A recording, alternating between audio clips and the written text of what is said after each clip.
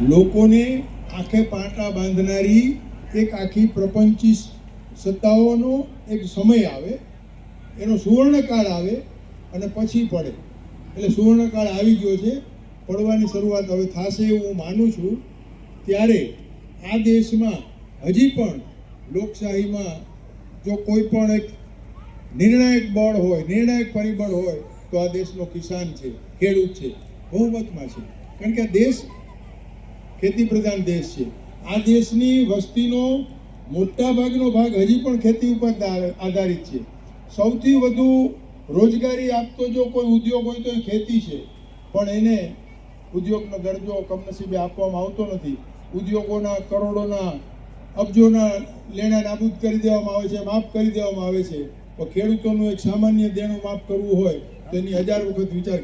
દાખલા નથી એવું નથી, ભૂતકાળમાં દેણા માફ થયેલા છે. કોણે કર્યા એ તમને બધાને ખબર છે, પણ આપણે ભૂલી જાય છે. આપણું કોણ સારું કરે છે, આપણા માટે કોની નીતિ સારી છે, એ બધું આપણે ભૂલી જાય છે.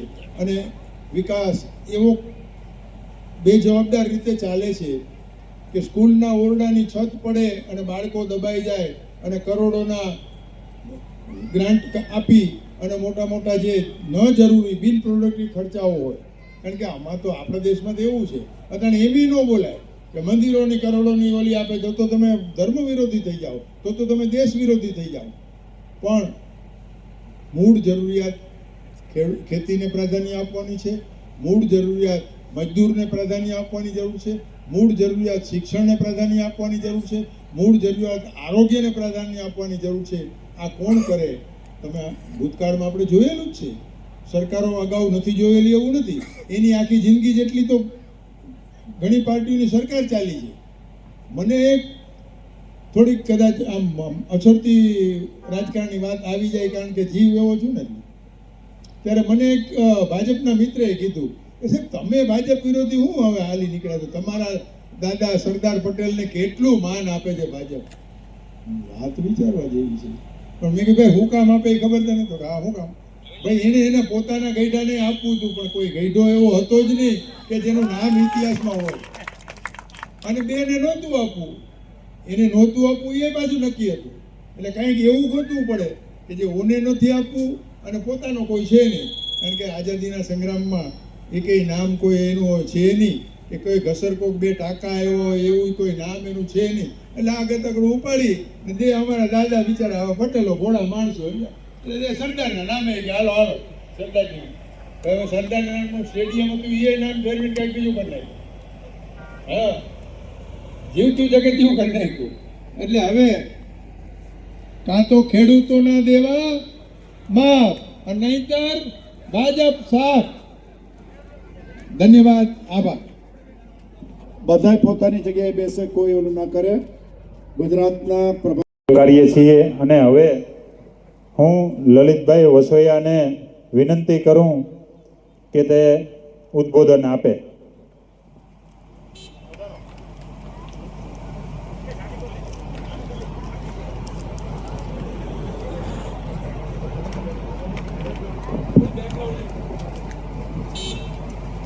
ખેડૂત આક્રોશ રેલી આપણે 6 તારીખે સોમનાથથી શરૂ કરી આખાએ સૌરાષ્ટ્રના 11 જિલ્લાઓમાં ફરીને જામનગર બાદ આજ દેવભૂમિ દ્વારકાની અંદર આપણો પ્રવેશ થયો છે. આખી એ રેલીને વચમાં દરેક આવતા ગામો, તાલુકા મથકો, વિશાળ સંખ્યાની અંદર ખેડૂતો પોતાનો આક્રોશ ઠાલવતા હતા, આપણી વાત સાથે સહમત હતા. લાખો ખેડૂતોને પાલભાઈ આંબલિયા, લાલજીભાઈ દેસાઈ, ભાઈ વિક્રમભાઈ, અનેક આગેવાનો યાત્રાની સાથે હતા. બધાને લાખો ખેડૂતોએ એવું કીધું છે કે ખેડૂતોનું દેવું માફ કરવું જોઈએ. અને આ વાત સરકાર સુધી પણ પહોંચી છે. અને અમે સૌએ અને સૌ ખેડૂતોએ આપણે એક સંકલ્પ કર્યો છે કે જ્યાં સુધી ખેડૂતોનું દેવું સંપૂર્ણપણે માફ નહીં થાય ત્યાં સુધી ગુજરાત પ્રદેશ કોંગ્રેસના આગેવાનો ખેડૂતોને સાથે રાખી અને ખેડૂતોને ન્યાય મળે એટલા માટેની લડાઈ લડવાના છે. બીજી વિશેષ વાત નથી કરવી. સતત અમે બધા બોલતા આવીએ છીએ. આજે આપણી વચ્ચે આપણા પ્રદેશ પ્રમુખ, આપણા પ્રભારી શ્રી, વિરોધ પક્ષના નેતા શ્રી, કાર્યકારી અધ્યક્ષ શ્રી સૌ પધાર્યા છે. ત્યારે મારી વાત પૂરી કરતા પહેલા હું 3 વખત થોડોક ઉમંગ અને ઉત્સાહ આપણામાં આવે એટલા માટે નારો બોલાવીશ. જય જય જય જય જય જવાન. તમારે બોલવાનું છે 2 વખત. જય કિસાન. અને બેઠા બેઠા નહીં, 2 હાથ ઊંચા કરીને મુઠ્ઠી કચકચાવીને. પાણી તો કડક હોય, અહીંના નેતા જ કડક છે. તો જય જય જય જય જય જવાન. જય જય જય જય જય જવાન. જય જય જય જય જય જવાન.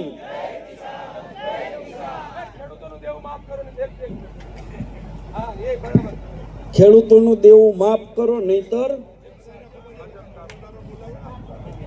ખેડૂતોનું દેવું માફ કરો. ખેડૂતોનું દેવું માફ કરો. ખેડૂતોનું દેવું માફ કરો. આભાર લલિતભાઈ. હવે હું આપણા પૂર્વ સાંસદ શ્રી વિક્રમભાઈ માડમને વિનંતી કરી કે તે ઉદ્બોધન આપે.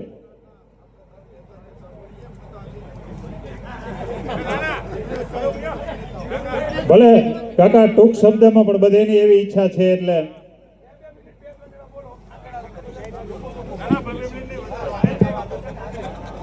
आज किसान यात्रा में मेरे और कांग्रेस के सर के ताज जिसको बोले, ऐसे हमारे मेहमान हमारे घर पे है. हमारे प्रभारी मुकुल वासनिक जी, हमारे पार्टी के प्रेसिडेंट अमित भाई, हमारे विधानसभा के नेता तुषार भाई, जिग्नेश भाई और बाकी सारे बाहर से आए और जामनगर से. हम लोग किसान यात्रा के निकले, आप सबको मालूम है. हमारे कौन सी लड़ाई लड़नी वो भी आपको मालूम है. मैं हमारे प्रभारी और हमारे पार्टी प्रेसिडेंट सबको बताना चाहता हूं कि अभी जो बैठे हैं वो सिंपल किसान नहीं है. कोई तालुका पंचायत का सदस्य है, कोई डिस्ट्रिक्ट पंचायत का सदस्य है. सर यहाँ तालुका पंचायत भी हमारी लास्ट सारे गुजरात में जो रिजल्ट आया उसमें से 16 में से 12 तालुका पंचायत, 4 में से 3 डिस्ट्रिक्ट पंचायत, 24 में से 16 कॉरपोरेशन. जबकि बीजेपी के सारे नेता, उसके प्रभारी रत्नाकर से लेके सब ने मेहनत कर ली. 30 साल से मैं यहाँ बोल रहा हूँ और 30 साल से ये लोग मेरे को उठा के, कंधे पे उठा के यहाँ तक पहुँचाया. 2 बार एमएलए, 2 बार एमपी. हम लोग लड़ाई में कोई कचास नहीं रखेंगे. पार्टी की बात अलग है. आज मैंने आह्वान किया, 3 दिन से मेरी कैसेट चल रही है कि ना आप यादव बनिए, ना आप पटेल बनिए, ना आप राजपूत बनिए, ना आप सगर बनिए, अब सिर्फ किसान बनिए और ये सरकार के सामने लड़के अपना अधिकार ले लीजिए. उसके बाद आपको जब इलेक्शन आए जो भी करना है आप करते रहते हो, आप करो, आपको ठीक लगे वो करो, लेकिन आज आप किसान बनिए. जैसे एक पंक्ति थी कि न तो हिंदू बनेगा न मुसलमान बनेगा, इंसान की औलाद है इंसान बनेगा. ऐसे आज तो अपनी जातियों में मत बट, आज तो किसान बन जा, आज तो अपना अधिकार ले ले. जिग्नेश भाई ने कल अरला गांव में एक बात कही थी, मैं बरसों से कहता रहता हूं कि दुनिया का एक आदमी मुझे बता दे कि उसको ऊपर वाले ने पूछा कि तेरे को कहाँ पैदा होना है. जब आपको मुस्लिम बनाता है तो आप अल्लाह अल्लाह करते हो, जब आपको हिंदू बनाता है तो आप राम राम करते हो. आपके हाथ की बात नहीं है, लेकिन धरती पे आने के बाद आप मानव धर्म बजाइए जो आपके हाथ की बात है. और आज 45 साल से जामनगर में अस्पताल की सेवा करके मानव धर्म बजा रहा हूँ. ये लोगों ने मुझे, मैं अपनी माँ के पेट से नेता पैदा होकर नहीं आया, ये लोगों ने कंधे पे उठा के ये लोगों ने मुझे नेता बनाया है. और मैंने न कभी कांग्रेस छोड़ी है, न कभी मैंने अपने विचार छोड़े हैं, न मैंने कभी मानवता छोड़ी है, न मेरी भाषा कभी रप रही है. मेरे सामने लड़ने वाला कैंडिडेट भी मेरे को आज भी इतनी इज्जत देता है. हार जीत तो कौन है, हम अपनी विचारधारा लेके चलते हैं. हम अपनी बात रखते हैं कि कांग्रेस पार्टी है, ये हमारी विचारधारा है, ये हमारी मांग है। जनता को क्या निर्णय लेना वो जनता का अधिकार है, उसका अधिकार मत छीनिए, उसको हिंदू मुस्लिम में मत बांटिए। आज आप सब आ रहे हो, मेरे को एक प्राथमिक भूमिका बनाने के लिए बताई, क्या करना है किसान के लिए वो तो आप लोग बोलोगे, मैंने तो अपनी बात रख दी कि ये सबको दिल से जोड़ के बैठा हूँ और इन लोगों को बोला है कि मस्ती में आपकी ज़िंदगी आप जिए, मुझे कोई तकलीफ नहीं है। जिस दिन आपको तकलीफ पड़े विक्रम मैडम को याद करो यार। एक एक किसान, एक एक आदमी जानता है 1 घंटा और 15 मिनट होता है जामनगर से गाड़ी निकलने में। 30 साल से कांग्रेस पार्टी संभाल रहा हूँ, आज तक एक भी पुलिस वाले ने, एक भी सरकारी अधिकारी ने, एक भी आदमी को अगर हाथ लगाया है तो मेरे को बता दे। कितने भी अधिकारी आए और 30 साल से बीजेपी की सरकार है, लेकिन अपने कार्यकरों को हिम्मत भी देता हूँ, इज्जत भी देता हूँ, मान भी देता हूँ और बचाता भी हूँ। इतना दम मेरे में है। सरकार तो आती जाती रहेंगी। Thank you. પણ એ 10,000નો આંકડો ક્યાંથી લાવ્યા? મેં ગઈકાલે હું ગાંધીનગર હતો વિધાનસભામાં, મેં પૂછ્યું કે ભાઈ સરકાર ખેતરે ખેતરે ગઈ છે, સરકારે ખેતરે ખેતરે સર્વે કર્યો છે, તો આ 10,000નો આંકડો તમે કઈ રીતે પાડ્યો? આ નક્કી કઈ રીતે કર્યું કે 10,000 કરોડનું નુકસાન થયું છે? આ તો વાત એવી થઈ કે પેલા જલારામ જયંતિમાં આપણે ભંડારામાં ફાળો લખાવતા હોઈએ ને, મારા 10,000 લખી દેજો, એમ સરકારે 10,000 જાહેર કરી નાખ્યું, પણ હજી સુધી સરકારે કોઈ પરિપત્ર પણ બહાર પાડ્યો નથી। આ વાત હું એટલા માટે કહું છું કે આજથી 2 મહિના પહેલાં બનાસકાંઠામાં સુઈગામ ને બધા તાલુકામાં આવો જ વરસાદ પડેલો, એ વખતે ટ્રેક્ટરમાં ગામડે ગામડે જવું પડતું હતું, એવી પરિસ્થિતિ ત્યાં હતી, ત્યારે બી સરકારે જાહેર કરેલું। આજે બનાસકાંઠાવાળા ખેડૂતોને પણ 1 રૂપિયો સરકારે આપ્યો નથી। આ સરકાર જૂઠા બોલી સરકાર છે, ખેડૂતને છેતરનારી સરકાર છે। સરકારની ઈચ્છા શક્તિ હોય તો સરકાર ધારે કરી શકે। હું ને વિક્રમભાઈ બંને સાંસદ સભ્ય હતા 2004થી 9માં। 2008માં યુપીએ સરકારે નક્કી કર્યું કે અમારે દેશના ખેડૂતોનું દેવું નાબૂદ કરવું છે અને 60,000 કરોડ રૂપિયાની રકમ નક્કી કરી। 60,000 કરોડ રૂપિયાની રકમ નક્કી થઈને છેલ્લા 10 વર્ષના દેવા નાબૂદ કરવાના, ભલે ખેડૂત મુદત વીતી બાકીદાર હોય તો પણ। હવે 10 વર્ષના હિસાબ આવ્યો 71,000 કરોડ। એટલે સરકાર મૂંઝાઈ કે આ તો રકમ વધી ગઈ, હવે શું કરવાનું? એટલે પેલા નાણાં વિભાગના એક અધિકારીએ સલાહ આપી કે સાહેબ એક કામ કરો ને, 10ની જગ્યાએ 8 વર્ષ કરી દો તો આ 60,000માં પતી જશે। એ વખતે શ્રીમતી સોનિયા ગાંધી ને મનમોહન સિંહે કીધું ખેડૂતને બેઠો કરવાની વાત છે, એમાં કરકસર ના કરાય। 11,000 કરોડ સરકારના જતા હોય તો ભલે જાય, પણ દેવું પૂરેપૂરું માફ કરો। આ ઈચ્છા શક્તિ કોંગ્રેસની સરકારની હતી તો તમારા દેવા નાબૂદ થયા। એનથી જૂની વાત કરું, 86, 87, 88 અમરસિંહભાઈ ચૌધરી મુખ્યમંત્રી હતા ત્યારે 3 વર્ષ કારમો દુકાળ આ વિસ્તારમાં પડેલો કે નહોતો પડ્યો? એ વખતે ઢોરો માટે પણ લીલી શેરડી મોકલી, પીવાના પાણી ટ્રેનોમાં માત્ર મૂકેલા ને રાહત કામો શરૂ કર્યા, પણ કોઈ ખેડૂતને દેવાદાર નહોતો થવા દીધો, કોઈ ખેડૂતને મરવા નહોતો દીધો અને કોઈ ગાય કે ભેંસને મરવા નહોતા દીધા। આ ઈચ્છા શક્તિ આ કોંગ્રેસ પક્ષની હતી, કોંગ્રેસની સરકારોની હતી। હવે એ જ સરકાર જો 2027માં પાછી લાવી હોય તો તમારે બધાએ આ વખતે કોંગ્રેસ પક્ષને સાથ સહકાર આપવો પડશે। સૌનો આભાર।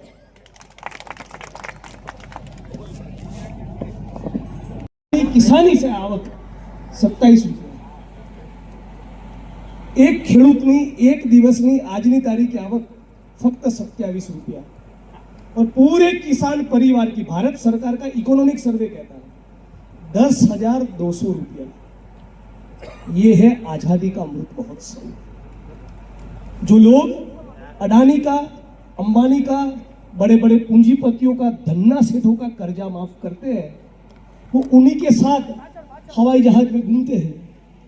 आपको देखेंगे मोदी जी अनुष्का शर्मा और विराट कोहली के साथ, सलमान, शाहरुख और आमिर के साथ, अडानी और अंबानी के साथ, और आपको दिखेंगे राहुल गांधी किसानों के साथ, मजदूरों के साथ, वेटरों के साथ, चपरासी के साथ, जो गन्ना काट रहा है उसके बीच में, खेत खलियान में, दलितों के साथ, ओबीसी के साथ, आदिवासी के साथ, बेरोजगार युवाओं के साथ, उस सड़क पे जब कोरोना में कोई मरीज आखिरी सांस गिर रहा था। आपको क्या समझना बाकी है? जय भीम, जय भारत, जय कांग्रेस, जय संविधान। આભાર જિગ્નેશભાઈ. ને આવતીકાલે ભગવાન દ્વારકાધીશના ચરણોમાં આપણે પૂર્ણાહુતિ કરવા જઈ રહ્યા છીએ. યાત્રાની શરૂઆતના પહેલા જ દિવસે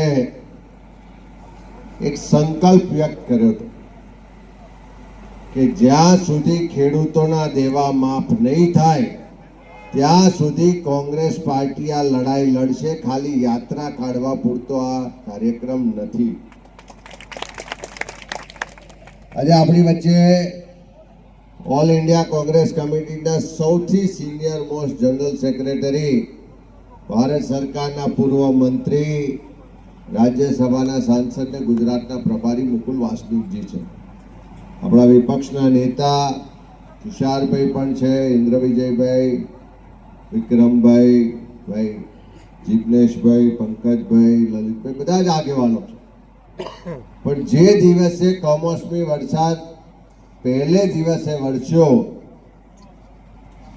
ત્યારે સંજોગો વસાત હું, મુકુલજી, તુષારભાઈ, અમે બધા રાજકોટ કાર્યક્રમ હતો.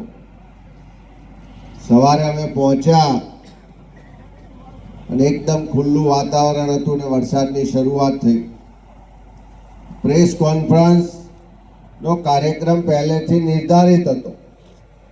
પ્રેસ કોન્ફરન્સનો વિષય જુદો હતો, પણ કમોસમી વરસાદની શરૂઆત થઈને આખા ગુજરાતમાંથી જે લોકોના ફોન આવ્યા કે આ વરસાદના કારણે ખૂબ મોટું નુકસાન થવાનું, તમે એ દિવસની પ્રેસ કોન્ફરન્સ ફરી સાંભળજો.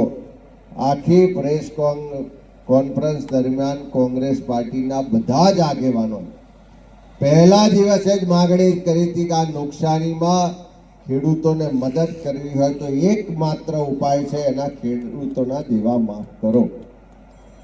પાક વીમા યોજના માટે, જમીન માપણીમાં જે ભૂલો છે, જે ખોટી જમીન માપણી છે એના માટે, નકલી બિયારણ માટે, ખાતરની તંગી માટે, ક્યાંક વીજ લાઈનના પ્રશ્નો હોય, બીજા ખેડૂતોના પ્રશ્નોમાં પાલભાઈ હોય કે આખી કોંગ્રેસના આગેવાનો સતત લડતા આવ્યા છે.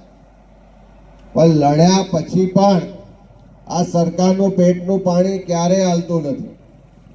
અને હમણાં પણ જ્યારે 10,000 કરોડનું પેકેજ જાહેર કર્યું ત્યારે આપણે ગણતરી કરીને જે કીધું કે 1 વીઘાએ 3500 રૂપિયા મળવાના, એટલે 50,000ની નુકસાની સામે 3500 રૂપિયા મળે તો ખેડૂતને આત્મહત્યા કરવા સિવાય કોઈ રસ્તો બચે ખરો? આપશે હતું કે નહીં?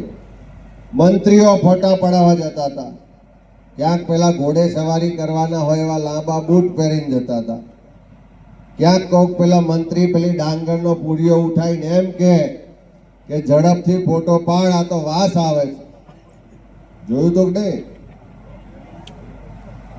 એટલે એવું હતું કે આટલા બધા ફોટા પડાયા છે, આટલી બધી વાતો કરી છે તો બધાના કંઈક લાભ થાય, બધાનો દેવ માફ થાય એવો નિર્ણય લેશે. પણ 10,000 કરોડના પેકેજની જાહેરાત કરી તો મોટી મોટી કેવી જાહેરાત કરી કે ઐતિહાસિક પેકેજ કીધું તો કે નહીં એવું? પણ ગણતરી કરી તો આ ઐતિહાસિક પેકેજ નતો, પણ પેકેજના નામે પડીકું હતું. અને એથી પણ પહેલા થોડા વખત પહેલા બનાસકાંઠામાં સુઈગામ, વાવ, ભાભર ત્યાં આગળ જે અતિવૃષ્ટિ થઈ, હું, ગેનીબેન ને બધા જ આપણા આગેવાનો આટલા કેડ સમા પાણીમાં આખા ગામોમાં ફર્યા. ખેતી બરબાદ થઈ ગઈ, જમીનો બરબાદ થઈ ગઈ, લોકોના ઘર બરબાદ થઈ ગયા. મુખ્યમંત્રી જાતે ત્યાં ગયા હતા. આજ દિન સુધી કોઈને મદદ મળી નથી. કોઈના થયા પણ નથી અને કોઈના થવાના પણ નથી. મારી આપ સૌને એક જ વિનંતી છે કે આપણે કોંગ્રેસના આગેવાનો, કાર્યકરો ને ખેડૂતો, વિક્રમભાઈએ સાચી વાત કરી કે જ્ઞાતિ, જાતિ, ધર્મ, ભાષા બધું જ ભૂલી જાય. આપણો એકમાત્ર હવે સંકલ્પ હોય કે જ્યાં સુધી ગુજરાતના ખેડૂતોના દેવા માફ નહીં થાય ત્યાં સુધી લડીશું અને આ સરકારને દેવા માફ કરવા માટે મજબૂર કરીશું. અને જો સરકાર નહીં માને તો 2027માં ઉખાડીને ફેંકીશું. એ સંકલ્પ સાથે આજે આપણે આગળ વધવાનું છે. હું આશા રાખું કે કાલે યાત્રાનું સમાપન તો એક પહેલો પડાવ છે. ફરી આપણે આ જ વાતને હજુ ગામે ગામ લઈ જવાની છે. આ જ વાતને આખા ગુજરાતના એક એક ખૂણામાં, એક એક ગામે, એક એક ઘર ને ખેતર સુધી લઈ જવાની. એમાં તમારા બધાનો સહયોગ અહીંયાથી ભરપૂર મળે અને સરકારની જો શાન ઠેકાણે લાવી હોય તો સરકાર કઈ કોઈ લાકડીઓથી ના બીવે. मजबूत साथी जो गांधी की विचारधारा पर, जो कांग्रेस की विचारधारा पर, जो बाबा साहब अम्बेडकर की विचारधारा पर पूरी तरह समर्पित रहकर काम करते रहा, ऐसे साथियों के पीछे आपने अपनी ताकत खड़ी रखी है. ये देखकर भी मुझे बड़ी खुशी होती है. मैं और अधिक समय नहीं लूंगा. आप सभी जो ये इस यात्रा में शामिल हुए हैं उनको दिल की गहराइयों से मैं बहुत बहुत धन्यवाद देता हूँ और यही अपनी वाणी को विराम देता हूँ.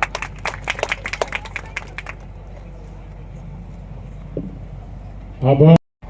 मुकुल वासनिक जी, अमित भाई चावड़ा जी, जिग्नेश मेवाणी, ललित कसोया, तुषार भाई चौधरी, विरोध पक्षना नेता श्री इंद्र विजय सिंह जी, पंकज भाई के शास्त्री जी, विक्रम भाई, भिखू भाई, जीवन भाई, विभेन्द्र सिंह, अमित भाई जूनागढ़ थी जे आव्या छे,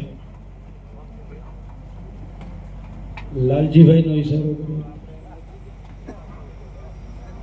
लालजी भाई आम तो खरेखर हूँ हमણાં नाम जो लेतो तो भूला જ नहीं पड़तो है આવી તો જાય. હા પણ ના, લાલજી ભાઈ એક જ છેલ્લે સુધી નથી, આ બધા જ છેલ્લે સુધી રહેવાનું છે ને. એટલે આપ સૌ આગેવાનો અને અમિતભાઈ, આજે અહીંયા અમારું કોઈ સભાનું કે આયોજન નહોતું. यहाँ पर सभा नहीं थी, यहाँ पर सिर्फ वेलकम के लिए हम सबको बुलाया था. तो ये सारी टीम ट्रैक्टर लेकर आए हैं और आगे भी हमारे साथ ये चलेंगे. तो ये सारे हमारे किसान साथी जो अपने आप ट्रैक्टर लेकर आए हैं એ બધાયનો પણ હું આભાર માનું છું. અને હવે આપણે લાલજીભાઈની આજ્ઞાથી યાત્રાને આગળ ધપાવીએ. આપ સૌને ખાસ એક મારું આમંત્રણ છે કે આ યાત્રા આવતીકાલે દ્વારકા બપોરે 3 વાગે આહિર સમાજે પહોંચવાની છે. અને આ 8-10 દિવસનો જે સંઘર્ષ છે એ સંઘર્ષનો પડઘો આવતીકાલે પડવાનો છે. એટલે આપ સૌએ અને જેટલા આપણા જાણીતા મિત્રો છે એ બધાને જાણ કરો અને આવતીકાલે બપોરે 3 વાગે દ્વારકા ખાતે આહિર સમાજની વાડીએ આપણે બધાય ભેગા થઈએ. ત્યાં જિગ્નેશભાઈને ઓરિજિનલ રૂપમાં સાંભળીએ, ઇન્દ્ર વિજયસિંહને ઓરિજિનલ રૂપમાં સાંભળીએ. એ લાલજીભાઈ હોય, લલિતભાઈ હોય, અમિતભાઈ હોય, તુષારભાઈ હોય, આ બધાયને સાંભળીએ. અને પછી આપણી જે કાના વિચાર મંચની જે રથયાત્રાનો રૂટ છે એ જ રૂટે આપણે કાન્હા સ્વરૂપે જ ખેડૂતો બધા કાન્હા પાસે જઈએ અને એમને વિનંતી કરીએ, એમની પાસે માગણી કરીએ કે આ સરકારને સદબુદ્ધિ દે અને જેથી કરીને આ ખેડૂતોને જે પીડા થાય છે એ ન થાય. તો આવતીકાલે બપોરે 3 વાગે જો શક્ય હોય તો સવારે 8 વાગ્યાથી રાવલથી જોડાઈ જાઓ. પણ જો રાવલથી ન જોડાઈ શકો તો બપોરે 3 વાગે તો દ્વારકા આપ સૌ પધારો એવી વિનંતી સાથે एक आचना भी है तो कुछ सूचना भी करे. साथ साथ में नियम है આપણે હું ગુજરાતી કહું, આપણે નિયમ તો ગુજરાતીમાં જ કહીએ ને ભાઈ. એ જમવાનું તમે આગેવાનોને જમવાનું કે નહીં કોઈ તૈયાર કરો ને, પેલા તૈયાર કરો. ઓકે, આપણે બાકીના બેઠા રહેશું. અહીંયા મુંહ દીકરાની રસમ નથી. હે ભાઈ, તમે નહીં જતા, તમે રહો. આગેવાનો ઘડી ગયો તમને તમારી યાત્રા હકવાની છે. એટલે આપણી યાત્રામાં સૌથી પહેલા 2 ઇનોવા છે રહેશે, એની પછી કવે કરી લેશું. એની પછી ડીજે છે મોટું, ડીજે પછી લાઈવની ટીમ છે, એની પછી માત્ર ટ્રેક્ટરો જ હશે. સફેદ 4 વ્હીલર, ધોળી, કાળી, લાલ, લીલી ગાડીઓ કોઈ વચ્ચે નહીં રાખવાના 2 કારણ કે યાત્રા આપણી ટ્રેક્ટરની છે. અને પેલામાં ટીવીમાં દેખાય કે અચ્છા તો બધા એસી ગાડી, આપણી એસી ગાડીમાં નહીં, હમતા ધૂળના ઢેફામાં બેઠા છીએ અને પછી ગાડીમાં બેસીએ તો સારું ના લાગે. બીજું કારણ તમારી 30-35 લાખની ગાડીની કારણ વગરના 2 ટ્રેક્ટર વચ્ચે ડૂચો